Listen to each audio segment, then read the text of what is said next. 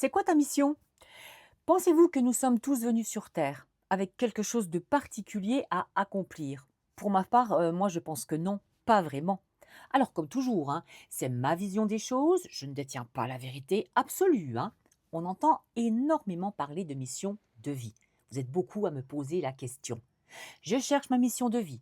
Je ne trouve pas ma mission de vie. Pouvez-vous m'aider à savoir quelle est ma mission de vie? Je ne sais pas ce que je suis venu faire sur Terre.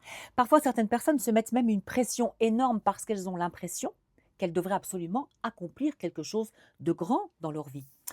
Mais pour moi, il faut déjà faire une différence entre le chemin d'incarnation et la mission de vie, parce que ce n'est pas la même chose. Pour moi, nous avons tous un chemin d'incarnation. Ça oui. Avant de nous incarner, notre âme prépare les grandes lignes de ce qu'elle souhaite expérimenter. Je dis bien les grandes lignes. Ce qu'elle doit encore apprendre, ce qu'elle souhaite comprendre, les grandes étapes qu'elle va traverser pour pouvoir avancer et évoluer. Et rien que ça, finalement, c'est déjà énorme. Mais est-ce que cela signifie que nous avons tous une mission de vie? Pour moi, non.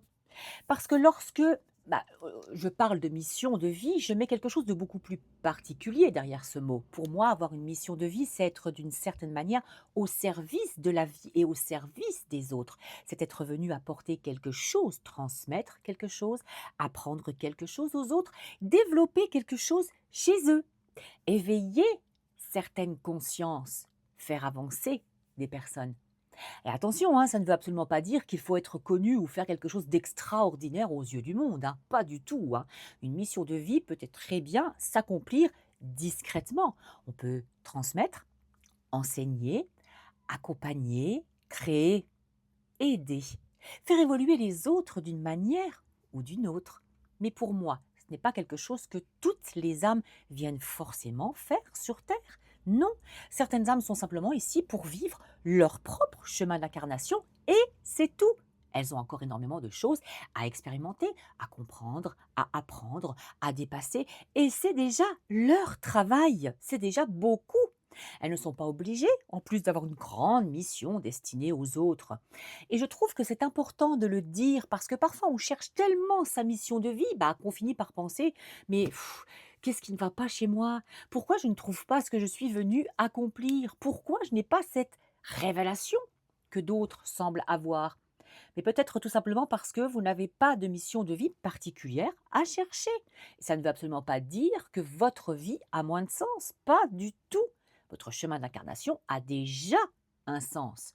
Les personnes que vous rencontrez, les expériences que vous traversez, ce que vous apprenez, ce que vous comprenez, la façon dont vous évoluez, tout cela fait partie de votre incarnation.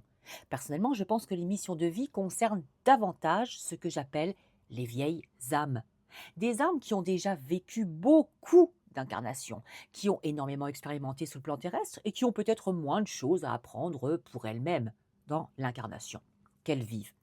Et là, à un moment donné, elles peuvent revenir avec quelque chose de différent, transmettre à leur tour, partager ce qu'elles ont appris, aider d'autres personnes à avancer, éveiller des consciences. Oui, je souris parce que je suis une vieille âme. Apporter quelque chose aux autres. Et là, pour moi, on se rapproche réellement d'une mission de vie. Mais attention également à ne pas imaginer qu'une vieille âme, c'est tout. Ah, pas du tout, du tout. Moi, j'apprends encore. On continue toujours à apprendre. On continue à faire des erreurs. On continue à évoluer. Simplement, une partie de l'incarnation peut être davantage tournée vers ce que l'on va apporter aux autres. Et parfois, la mission de vie ne se révèle pas immédiatement.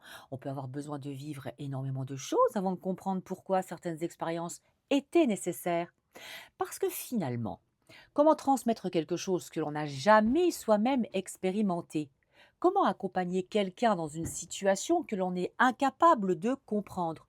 Certaines expériences de notre chemin peuvent donc nous aussi nous préparer à ce que nous aurons à transmettre ensuite.